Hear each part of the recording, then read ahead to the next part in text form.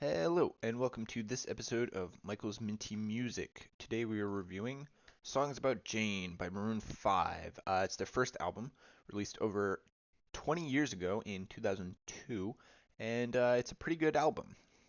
This is the track listing, and these are the tracks I added to my playlist. Most of them are, although there were a few that were a bit repetitive, just sounded these two in particular, The Sun and Must Get Out, sounded just sort of like songs that were already on the album.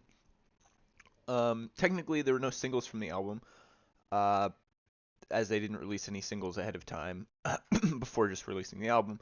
But the songs that ended up on the radio that you'll remember were Harder to Breathe, This Love, She Will Be Loved, and then Sunday Morning, I think. My favorite song here is probably Sunday Morning.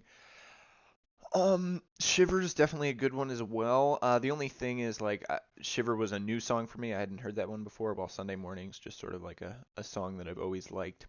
But overall, the album is pretty good through and through.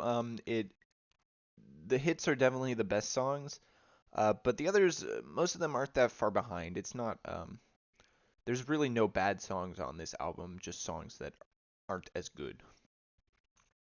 Uh, so this is the first Maroon 5 I've listened to. Maroon 5 album I've listened to, so it has the only spot on the ranking list. And additionally, this is the favorite album I've listened to from 2002 because it's the only album I've listened to from 2002.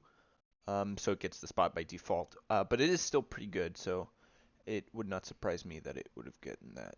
And then, but yeah, the album overall is pretty good. Definitely a solid album.